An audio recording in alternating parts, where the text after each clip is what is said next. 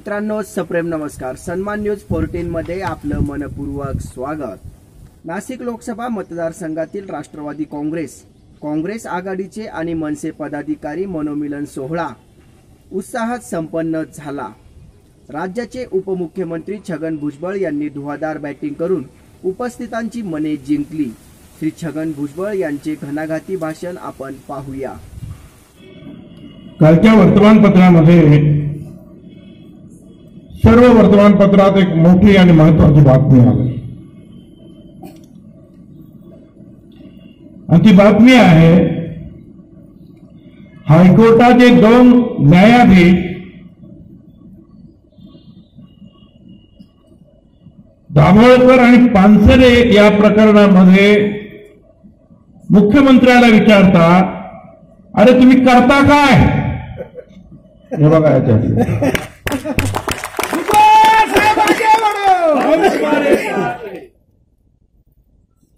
त्यांनी कोर्टामध्ये सांगितलं, अरे तुम्ही राज्याचे मुख्यमंत्री आहात का एखाद्या पक्षाचे कार्यकर्ते आहात? तुम्ही करता काय? आता करता काय ते मातोश्रीवर जाऊन पाय धरतात आणि त्यांना सांगतात की बाबा आमच्या बरोबर चला, आमच्या बरोबर चला. काय करतात? वेळ कुठे आहे त्यांना? आणि त्याच्या अगोदर फारच झालेला आहे. उद्धवजी ठाकरे म्हणाले होते 25 वर्ष या बीजेपी बरोबर राहिलो आणि आम्ही सडलो. आता स्वबळावर लढणार, कोणाच्या बरोबर जाणार नाही. तुम्ही वाघ पाहिला पण वाघाचा पंजा पाहिला नाही. उद्धव ठाकरे मग ते म्हणतात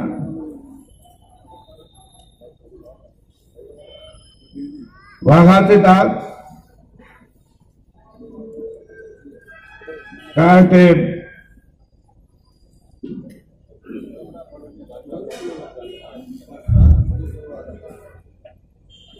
वाघाच्या जबड्यात घालून हात मोडतो दात अशी आमची जात. दात मोडलं त्यांचे. मग का मुका घ्यायला गेले रे तिकडं? काय काय एक एक एक एक एक एक सगळं ऐकलं. तर उद्धव ठाकरेंनी सांगितलं, खरं म्हणजे या प्रकरणी एवढा मोठा गंभीर शेरा कुठच्याही मुख्यमंत्र्यांच्या विरुद्ध हायकोर्टाच्या जजनी मारलेला नव्हता. 2 जजनी 2 न्यायाधीशांनी मिळून या अशा प्रकारचं जे आहे वक्तव्य या मुख्यमंत्र्यांच्या विरुद्ध केलंय की तुम्हाला पानसरे दाभोळकरचे हत्यार सापडत नाही. जो काही तपास झाला तो पण कर्नाटकमध्ये असलेलं काँग्रेस आणि जेडीयूचं जे गव्हर्नमेंट आहे त्या गव्हर्नमेंटचे पोलीस कलबुर्गीचे लंकेश गौडी यांच्या हत्येचा तपास करत करत आले आणि त्यांचा पार इथपर्यंत जे धागेदोरे महाराष्ट्रात पोहोचले आणि त्यांनी जी कारवाई केली. पण तुमच्या पोलिसांनी काय कारवाई केली? महाराष्ट्राचे मुख्यमंत्री त्यांनी पुढे असं म्हणाले की तुम्ही 11 खाते तुमच्याकडे जमलेले आहेत. 11 खात्यांचा तुम्ही कारभार बघता, करता का? म्हणजे तर एवढे तर ज्या शाळेजवळीतले कोणीच मारले नव्हते हो कुठल्याच मुख्यमंत्र्याला, आणि ते पण हायकोर्टाच्या न्यायाधीशाने. खरं म्हणजे त्यांना जनाची मनाची काहीतरी असायला पाहिजे. ताबडतोब यांनी स्वतः होऊन राजीनामा दिला पाहिजे. कारण हे काही काम करत नाही. 11 खाते घेऊन यांच्या हातून काही काम होत नाही. हे नक्कामे लोक आहेत असं हायकोर्टाचं म्हणणं आहे. आणि म्हणून राष्ट्रवादी काँग्रेस पक्षाचा नेता म्हणून सुद्धा या मुख्यमंत्र्यांकडे त्यांनी ताबडतोब पाय उतार व्हायला पाहिजे, राजीनामा द्यायला पाहिजे अशी मी आग्रहाची मागणी करतो. त्यांना सत्तेवर राहण्याचा अधिकार नाही, तो त्यांनी गमावला. बाकीच्या सगळ्या गोष्टी तुम्हाला येतात. लोकांना त्रास देतात, खोटी तुम्ही वचनं देता, खोटे वचनं तुम्ही देणार. कारण तुमचे प्रधानमंत्रीच तसे. 2014 आले म्हणाले अच्छे दिन लोगों आएंगे, अच्छे दिन आएंगे. आता त्यावेळेला अच्छे दिन आएंगे आएंगे आएंगे. आता अच्छे दिन मी म्हटल्यानंतर तुम्ही हसून राहील, इंदर करून राहील. त्या गडकरींनी विचारलं का वो अच्छे दिन का क्या हुआ? अरे भाई अच्छे दिन कुछ नहीं होते हैं, उसे महसूस करना पड़ता है. तुम्ही महसूस करता है क्या अच्छे दिन? कौन महसूस करता है अच्छे दिन बहुत अच्छा है? तो गडकरी बिचारे फार एकदम धडाधड बोलतात. त्यांना का तुम्ही हे करणार होता, ते करणार होता, ते करणार, ते करणार, काहीच केलं नाही. अरे आम्हाला काय माहिती, आम्हाला माहितच नव्हतं आम्ही सत्तेमध्ये येणार. म्हणून आम्ही वाटेल ते बोलत होतो हे करू ते करू ते करू. आता सत्तेत आलो, आता काय करणार? आम्ही हसतो आणि पुढे जातो. गडकरी साहेब, आता या महाराष्ट्राच्या जनतेनं तुम्हाला ओळखलेलं आहे, देशाच्या जनतेनं तुम्हाला ओळखलेलं आहे. आता तुम्ही हसता आणि पुढे जाता नाही. आता लोकच तुम्हाला कायम जे आहेत घालवणार आहेत. काळजी करू नका, लोक हुशार आहेत. अरे काय काय तुम्ही सांगितलं. असंच काहीतरी 10 वाजताचा वेळ होता आणि आमचे मोदी साहेब आले टीव्हीवर आणि सांगितलं, भाइयों और बहनों, आज रात के 12 बजे के बाद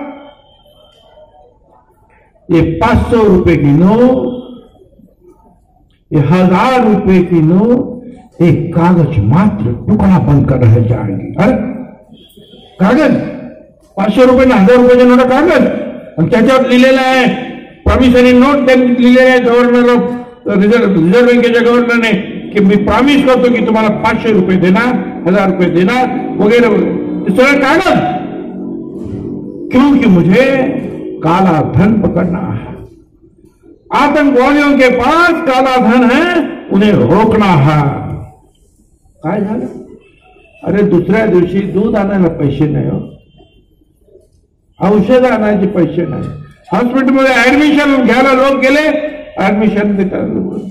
हे पैसे चालणार नाही. दुसरे पैसे, माणसाचे जीव गेले. नुसते बँकेच्या लाईनीत राहून नाही गेले, 150 लोक गेले बँकेच्या लाईनीत राहून. पण असे जे लोक गेले त्यांना हॉस्पिटलमध्ये ट्रीटमेंट मिळाले नाही, औषधं मिळाले नाही, ऍडमिशन मिळाले, त्यांचे ऑपरेशन झाले नाहीत, पैसे नाहीत म्हणून. पैसे होते पण ते कागदाचे तुकडे झाले. आणि हे करू नका हे सांगणारे होते रघुराम राजन होते, भंगडी होते. असं बरोबर.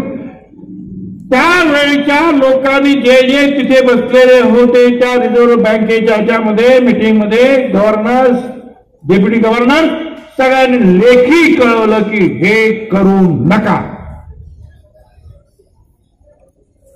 पण हे ऐकतात कोणाचं? हे मंत्र्यांचं सुद्धा ऐकत नाही, लालकृष्ण अडवाणीचं सुद्धा ऐकत नाही, मुरली मनोहर जोशीचं ऐकत नाहीत. ते यांचं काय ऐकणार त्या रिझर्व्ह बँकेच्या अधिकाऱ्यांचं? गोधरा कांड हुआ, अटल बिहारी वाजपेयी प्राइम मिनिस्टर थे, उन्होंने कहा राजधर्म का पालन होना चाहिए गुजरात में. अगर वो राजा राजधर्म का पालन नहीं करता है तो उसे सत्ता छोड़नी चाहिए. ते अडवाणी, लालकृष्ण अडवाणी मध्ये पडले. या मोदींचं मुख्यमंत्री पद वाचवलं. त्याच मोदींनी लालकृष्ण अडवाणीची सगळी स्वप्न जे आहेत बर्बाद करून टाकले, अपमानित करून टाकले सर्व. अरे जे अशा ज्येष्ठांची चेष्टा करतात, कृतज्ञ होतात, ज्यांनी तुम्हाला वाचवलं, ते तुमचे आमचे काय होणार हो? तुम्ही सांगा काय? नोटाबंदीने 1 कोटी लोक धंदे जे आहेत एकदम बंद झाले. 1 कोटी धंदे, हा जिथे 2 लोक काम करायचे, 3 लोक, 4 लोक, 5 लोक, लहान धंदे एकदम बंद. पैसे परत चालू नाही झाले. ते अडचणी एवढा निर्माण झाला की अजूनही जे आहेत उद्योग धंदे उठले नाही. अजूनही चालू होत नाही. बिल्डरचा व्यवसाय बुडतो आहे. डॉक्टर, इंजिनियर्स, शेतकरी कोणी चुकी नाही. शेतकरी काय सांगितलं होतं मित्र, किसानों को डेढ़ गुना पैसा मिलना चाहिए. मिलना चाहिए कि नहीं मिलना चाहिए? मैं आपसे पूछता हूं, मिलना चाहिए कि नहीं मिलना चाहिए? मिलना चाहिए. दे तो कौन है? दे ना बाबा. का आत्महत्या करायला काही त्यांना वेळ नाही लागलाय? अरे तुम्ही त्यांना रागवलं. कांदावाला शेतकरी असेल, टोमॅटोवाला, अरे द्राक्षवाला सुद्धा यावेळेला गाळात गेला. काय केलं तुम्ही? कष्ट करणार 2 कोटी लोकांना तुम्ही रोजगार देणार होता, दिलात. 10 कोटी लोकांना नोकऱ्या मिळायला पाहिजे होत्या. मागच्या एका वर्षामध्ये 2 कोटी लोकांच्या नोकऱ्या गेल्या. आणि आता मला वाटतं मायको आणि इतर काही कुठच्या कंपन्यांमध्ये ले ऑफ मिळतो आहे. म्हणजे एवढ्या महत्वाच्या कंपन्या नाशिकच्या, तिथे ले ऑफ. म्हणजे घरी बसा, अर्धा पगार या, धंदा चालत नाही आहे. काय केलं या लोकांनी? शेतकरी, बेरोजगार, सगळ्यांना अडचणीत आलं. आल्या बरोबर काय प्राणी कमिशन मधून टाकलं. जे किती राज्याला पैसे कुठे किती द्यायचे, कसे रीतीने शेतकऱ्याला किती, कष्टकऱ्याला किती, रस्त्याला किती, सगळं तेच म्हणून सुप्रीम कोर्टाचे न्यायाधीश पुढे येऊन रडायला लागले की नाही, आमच्या इथे हस्तक्षेप होतोय, बरोबर नाही. रिझर्व्ह बँकेचं तुम्हाला सांगितलं, सगळे जे आहेत शेवटी, म्हणजे सगळे तुमच्या पतसंस्थांमध्ये सुद्धा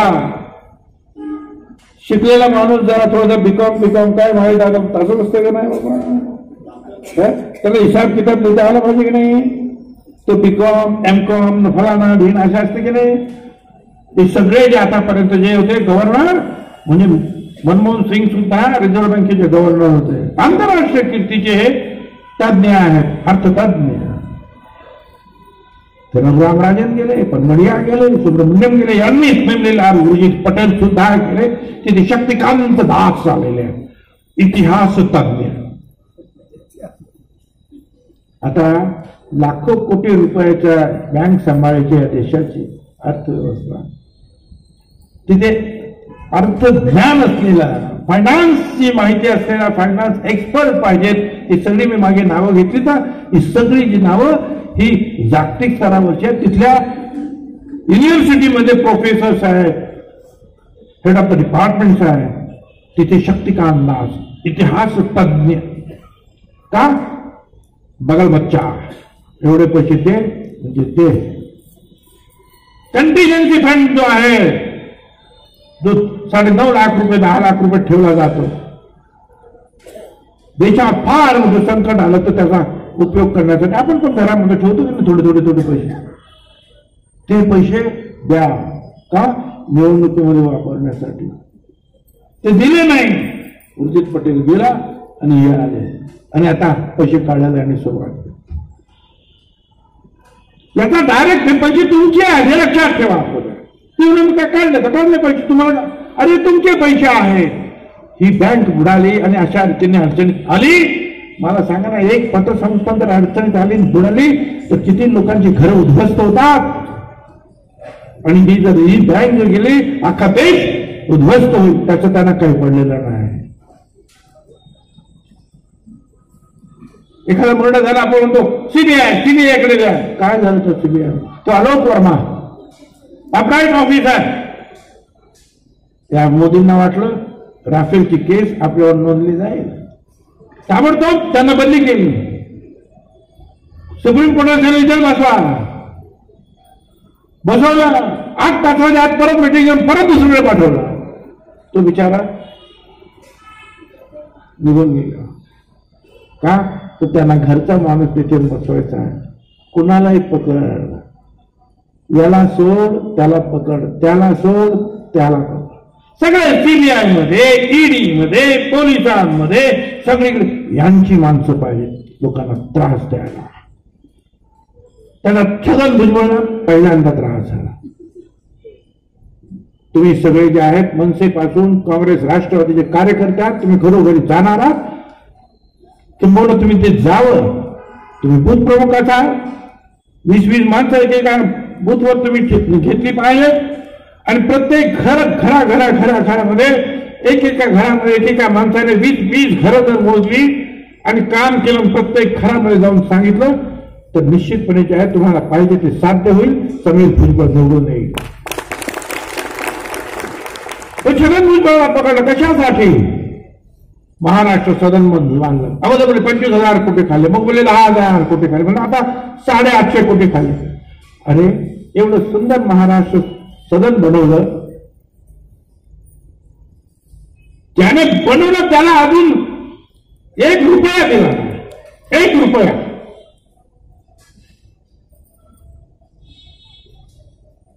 $100 कोटीचं कॉन्ट्रॅक्ट, ते पण मी दिलेलं नाही,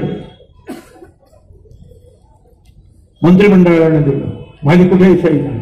मी फक्त ते चांगलं छान बांधून घेतलं राजवाड्यासारखं, बिस्लेरी प्लांट, अमुक तमुक, air condition, central air condition, 5 star hotel सारखं. 500 रुपयामध्ये तुम्हाला राहता येतं, बाहेर 5,000 रुपये द्यावे लागते.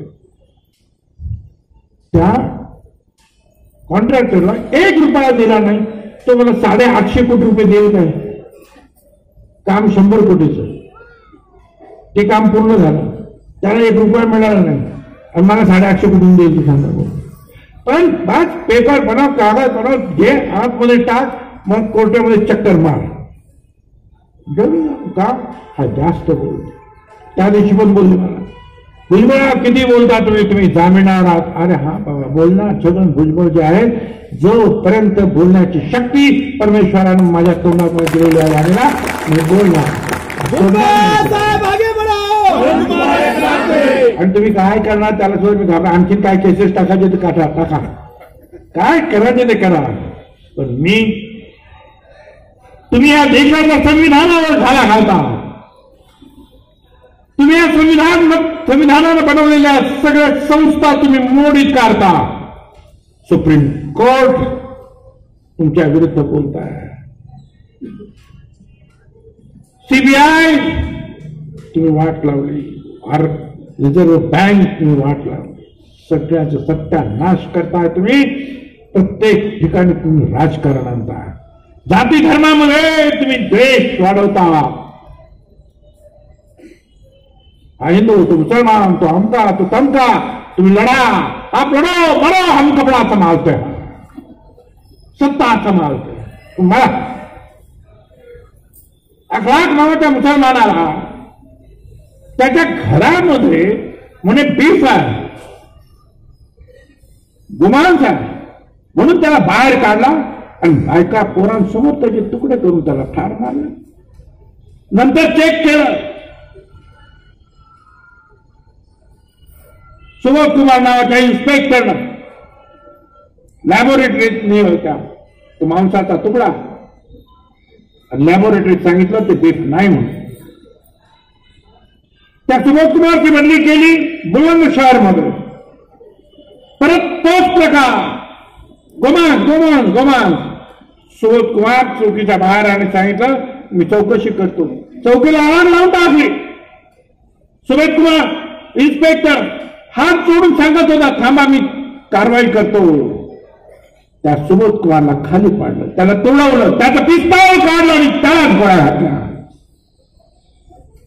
कायदा सुव्यवस्था कुठे आहे? आणि आश्चर्याची गोष्ट आहे, एखाद्याच्या घरामध्ये बीफ आहे, ते बाहेर एवढा लांब असलेल्या माणसाला वास येतो की त्याच्या घरामध्ये फ्रीज मध्ये बीफ आहे.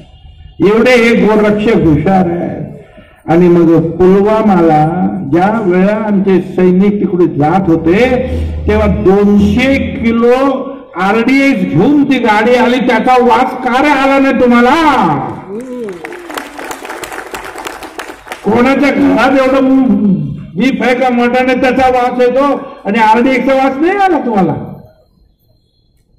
तुम चौकीदार हो ना, ते सगळं येतात. 200 किलो RDX आला कुठून? आणि तुम्हाला आयबीने सांगितलं होतं, इंटेलिजन्सनं ऍडवायझरी आली होती की काहीतरी हमला होईल, आणि त्या बीएसएफच्या जवानांनी सांगितलं होतं अधिकाऱ्यांनी की यांना एअरलिफ्ट करूया. एवढं मोठे सगळ्या लोकांना 2,500 बीएसएफच्या जवानांना रस्त्याने घेऊन जाणं धोक्याचं होईल. यांच्यासाठी विमान हो फिरतात फॉरेन मध्ये, याला मिठी मार, त्याला मिठी मार, त्याला मिठी मार. समोरचा माणूस मिठी मारत नाही, हात करतो तरी हे मिठी मारत. दिसला का मार मिठी. किती विमानात तुम्ही दिले असते, 2-4 विमान मारले असते सगळे, 2-4 फेरे ते सगळे वाचले असते सगळे.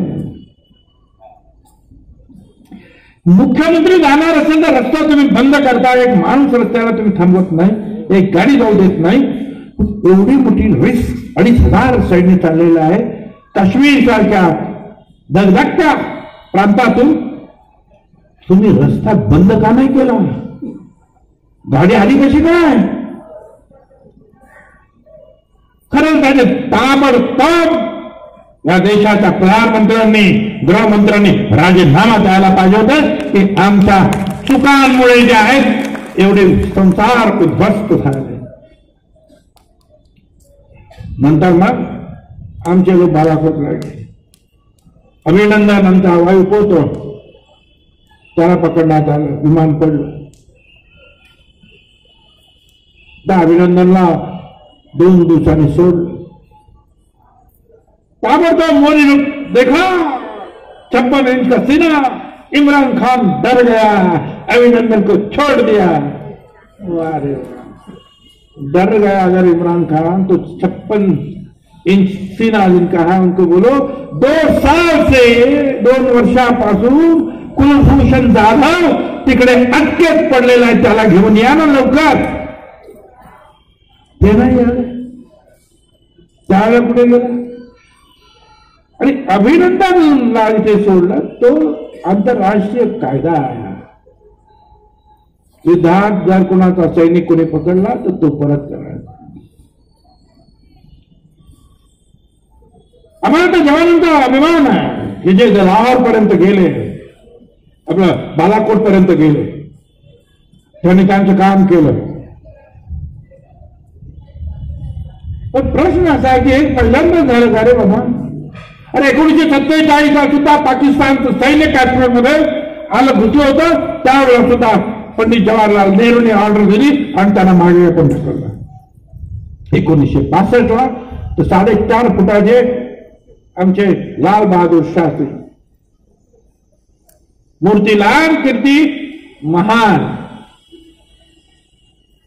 आणि यशवंतराव चव्हाण संरक्षण मंत्री, पॅटर्न रणगाडा अमेरिकेचा त्यावेळेचा अतिशय शक्तिशाली, असे कित्येक रणगाडे जे आहेत मुंगळ्यासारखे कच्छच्या रणमध्ये घुसले आणि सगळे पाहिले की धड येतात आणि कधी ते जे आहेत भारताच्या भूमीवर येऊन त्यांनी भारताचा भूभाग घेतला असता.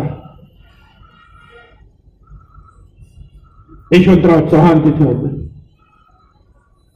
ऑफिसमध्ये बसले. 3 लोक तिथे होते, त्यांनी सैन्याचे सेनापती. त्यांनी सांगितलं फार मोठा धोका निर्माण झाला. कधीही हे लोक इथपर्यंत म्हणजे भारताच्या भूमीवर प्रचंड गतीनं आतमध्ये येते. त्यावेळेला खरं तर शास्त्री साहेब सुद्धा कुठेतरी मंत्रालयाच्या बाहेर होते. यशवंतरावांनी विचारलं किती वेळ आहे तुमचा, कितना टाइम आहे आपके पास.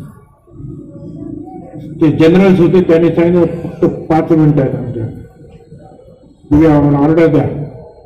फक्त 5 मिनिटं आहेत. फार स्पीडने चाललेलं आहे त्यांचं काम, धडाधड येत आहे. यशवंतराव चव्हाण तिथेच सही केलं, गो अहेड. 4थ्या मिनिटाला भारताची विमानं उडाली आणि पॅटर्न रणगाड्यांचा खात्मा केला आणि त्यांना पाठीमागे रेटलं आणि मग परत सैन्यामध्ये त्यांच्यावर चालून गेलं. अब्दुल हमीदने 4 रणगाडे तोडले. अब्दुल हमीद शहीद झाला, मुसलमान नसून सुद्धा.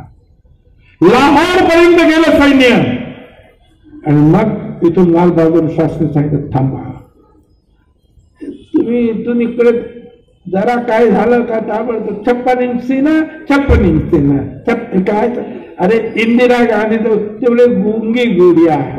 आणि त्या गुंगी गुडियाने जो एक झटका मारला एका पाकिस्तानचे 2 पाकिस्तान, एक बांगलादेश झाला आणि एक पाकिस्तान झाला. काही न करता नुसतं खोटा बॉल पण रेटून बॉल. आणि हे तुमचे हे टीव्ही आहेत ना, हे टीव्ही बस हे टीव्ही जे तो रवीश कुमार म्हणून अँकर आहे ना एनडीटीव्ही, तो बोले साहेब काय गोदी मीडिया म्हणजे मांडीवर घेतलेलं मीडिया, गोदी मीडिया इनका कुछ मत सुनो. तो म्हणतो 2.5 मिनिट तुम्ही टीव्ही पाहूच नका, कारण हे सगळं खोटं सांगतात. कारण कोणाच्या चॅनलच्या मालकावर ईडीची केस आहे, तो कोणावर इन्कम टॅक्सची केस आहे, तर कोणावर आणखीन काहीतरी गडबड आहे. आणि त्यांच्या विरुद्ध बोलला तर ताबडतोब बाहेर काढला जातो. त्या अँकरला राहू देत नाही. रवीश कुमार आता त्यांच्या जीवाला धोका आहे असं मला वाटतं. किती शिळा आणि किती काय त्यांना येतात. मीडियाला सुद्धा स्वातंत्र्य नाही, तुम्हाला आम्हाला स्वातंत्र्य नाही. सगळं स्वातंत्र्य संविधान विरुद्ध मोदी याची ही लढाई आहे. ही लढाई आपण जिंकलं नाही ना तर परत निवडणूक होईल असं मला वाटत नाही. जगान भुजबळला काय व्हायचं त्याच्या फॅमिली सहित ते होऊ द्या, मला त्याची काळजी नाही. परंतु हा देश मोडेल, धोका निर्माण होईल, धर्मामध्ये काटछाट होईल, देश मोडून पडेल.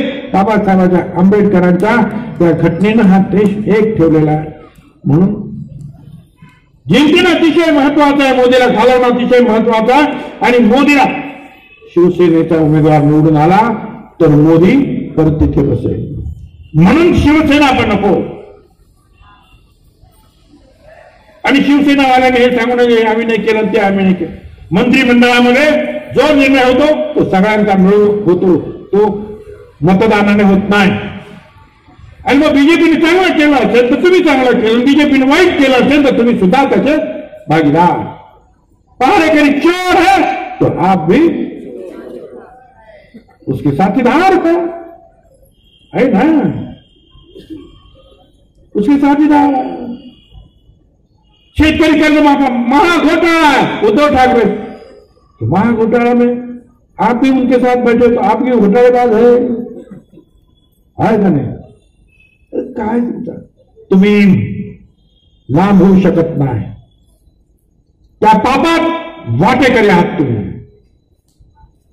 त्यांना मत देणं म्हणजे परत एकदा या मोदीला खुर्चीत बसवणं आणि या देशाचं वाटोळं करणं.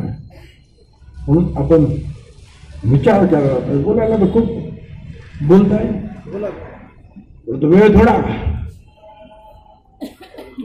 2014 आले, अच्छे दिन आए. 2015 सबका साथ सबका विकास. 2016 new India, upcoming India, make in India, startup India, फलाना इंडिया. 2017 मेरा देश बदल रहा है. 2018 साफ नियत सही विकास. 2019 मैं भी चौकीदार हूं. अरे कुठून कुठे आला रे बाबा तू. आणि मला तुम्ही सांगा, जर आपल्याला चौकीदार नेमायचा आहे तर आपल्या घराचा माणूस असतो का, तो बाहेरचा माणूस असतो. पण ते चौकीदार आपल्या घराचा माणूस, चौकीदार आपला नातेवाईक असतो का, तो बाहेरचा असतो. आणि घरात जर काही चोरीला गेलं तर आपण पहिल्यांदा पकडतो कोणाला, चौकीदार. आणि हा असा चौकीदार राफेलची कागद चोरीला गेली. वारे चौकीदार. 550 कोटीचं विमान 1650 कोटीला का घेतलं, राफेलची कागद चोरीला गेली. अरे आमच्या मिग विमानाला HL बिग फॅक्टरीला कॉन्ट्रॅक्ट मिळालं होतं 550 कोटी रुपयांचं विमान बनवण्याचं. ते कॉन्ट्रॅक्ट का काढलं आणि त्याने खेळण्यातलं विमान बनवलं नाही, त्या अंबानीला का दिलं? राफेल के कागज चोरी हो गए. अरे एकदा असं पण म्हणा ना, शेतकऱ्यांना कर्ज दिलं, कागद चोरी होऊन गेलं म्हणजे बरं झालं असं ते.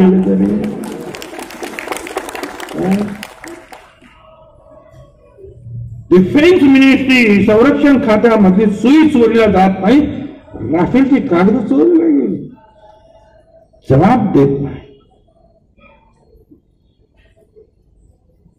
मैं क्या खाऊंगा नहीं, खाने नहीं दूंगा. आणि मग हे काय चाललंय? अगोदर दोस्तांना खायला दे आणि दोस्तांकडून परत घरात घे.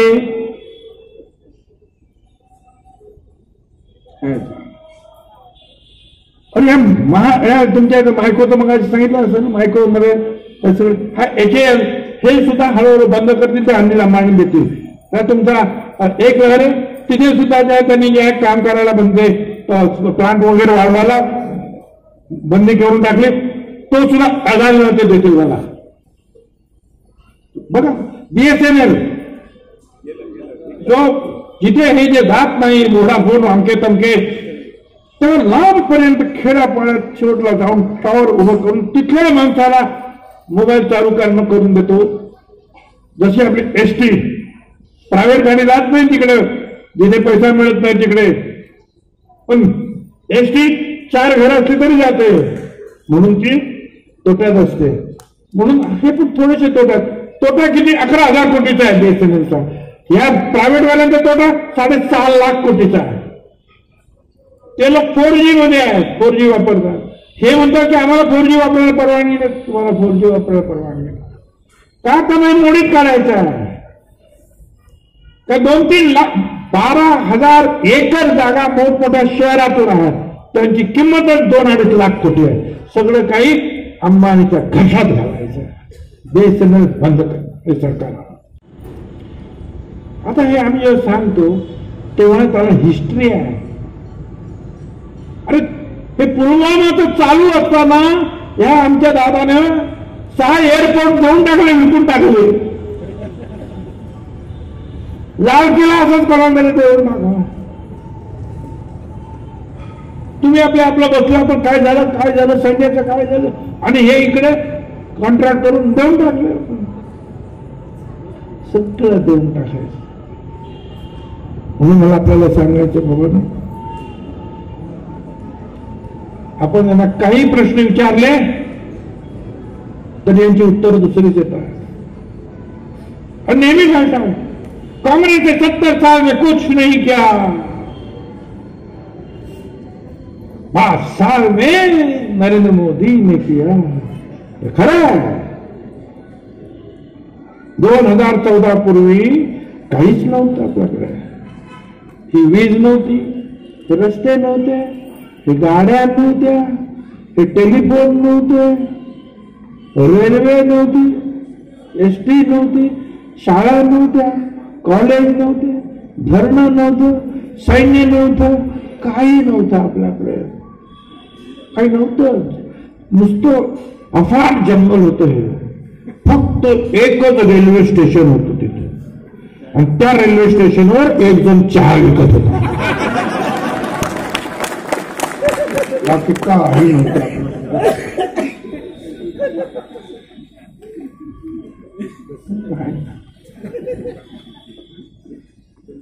मला आपल्याला विनंती करायची, सगळं आजच थोडी हुकुमशाही आहे. परत आले ना तर लोकशाही तर संपेलच. गरीब माणसं संपतील, वेगवेगळ्या धर्माच्या माणसांना संपवून टाकतील, आरक्षण संपेल, सगळं संपेल रे बाबा. म्हणून माझी आपल्याला विनंती आहे, काँग्रेस, राष्ट्रवादी काँग्रेस, RPI, मनसे या सगळ्या एकत्रित आजपासून 29 दिवस राहिले, 29 एप्रिल तुम्ही बोलत राहायला पाहिजे की ह्या सगळ्या अडचणी आहेत. ते लोक तुम्हाला विचारते भुजबळांना हल्ले करतील त्यांना विचारा की जर सरकारच्या तिजोरीतून 1 रुपयाच केला दिलाच नाही तर भ्रष्टाचार होतच कसा. साध्या पतसंस्थेमध्ये जर समजा असं वाटलं घोटाळा झाला तर चेअरमन सेट सगळ्यांवर केस होते, मग एकट्या छगन भुजबळावरच का केस आहे. पण मी तर काय कॉन्ट्रॅक्ट दिलं ना, ते कॅबिनेटने दिलं, मग एकट्यालाच का वाटतं. खरं म्हणजे काही झालंच नाही, पण त्यांना छगन भुजबळाचं तोंड बंद करायचं होतं, दहशत निर्माण करायची होती. आमचा माझं घर आता हे इथलं नाशिकचं, हे आमच्यातले अनेक जण शिवसेनेमध्ये होते, तेव्हापासून त्या भुजबळ फार्म येतं बाळासाहेब ठाकरे इथे यायचे ना 91 ला. हे तुमचे पूर्वीचे ते गोडसे मला वाटतं ते होते ना पहिले गोडसे, हे नाही राजाभाऊ गोडसे, केशवराव थोरात, हे राजाभाऊ तुम्ही पागू, हे आपलं बबनराव गोलककर, सगळे याचे नाव तिकडे. त्यांच्या 11,000 रुपये 12,000 15,000 रुपयात मामांची जागा ती आम्ही त्या वेळेला विकत घेतली 70 सालामध्ये, जी या शहरापासून किती लांब होती. पाणी नव्हतं, काही नव्हतं, रस्ता नाही, काही नाही आतमध्ये जागा, लाईट बीट काही नाही, भयानक.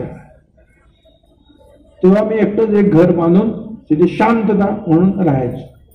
आता ते आलं मध्ये पुढे सिडको झाली, आमकं झालं तमकं झालं, किमतीचे भाव आता 10 कोटी रुपये ते एकर असेल. आता 10 कोटी रुपये एकर, 10 एकरचे झाले 100 कोटीचा बंगला छगन भुजबळचा. तर मी काय केलं का, मी काय उठा कशा काढला काय त्याच्यात, आपण तर हे जप्त कर, ते जप्त कर, ते जप्त कर.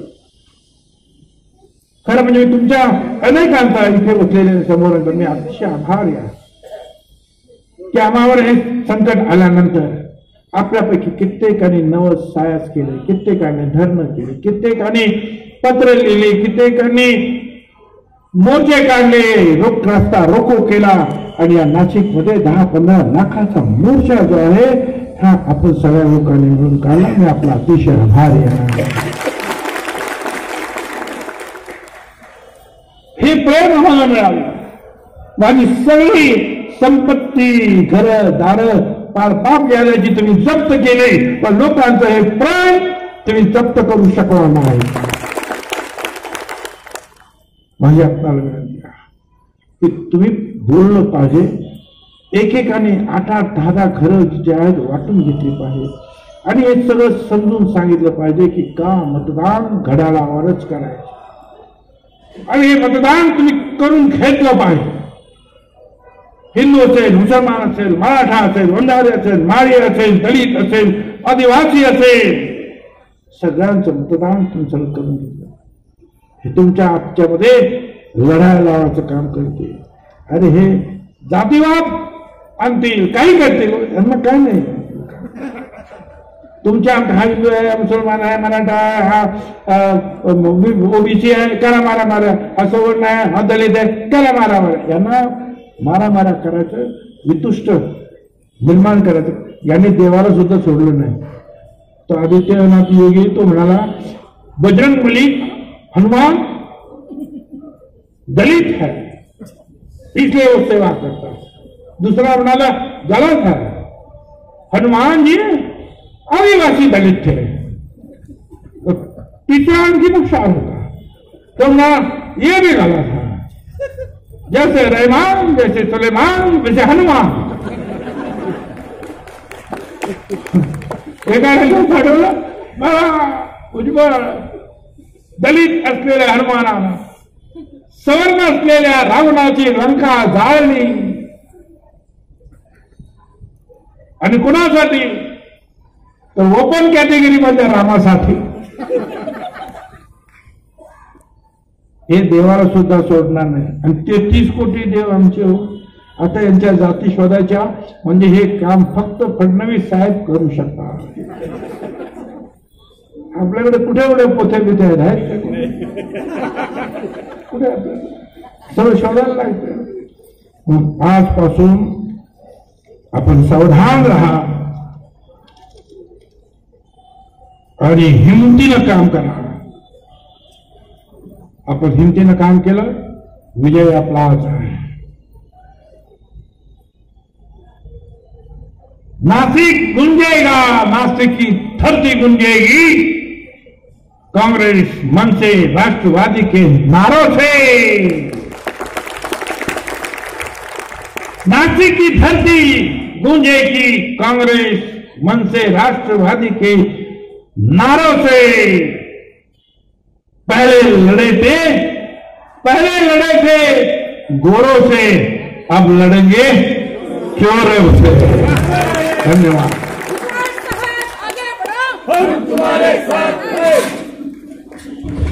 राष्ट्रवादी काँग्रेस मनसे आघाडी राष्ट्रवादी पुरोगामी मित्र पक्षाचे सर्व महाआघाडीचे सर्व वरिष्ठ नेते या मीटिंगसाठी उपस्थित झाले. तर सातपूर विभागाच्या वतीने मी सर्व वरिष्ठ नेत्यांचे मी स्वागत करतो, आभार मानतो. सन्मान न्यूज 14 साठी संपादक रवींद्र एरंडे, विशेष प्रतिनिधी राकेश पवार, कार्यालय प्रमुख अण्णा कडोली यांच्यासह मी कार्यकारी संपादक योगेश घुगे.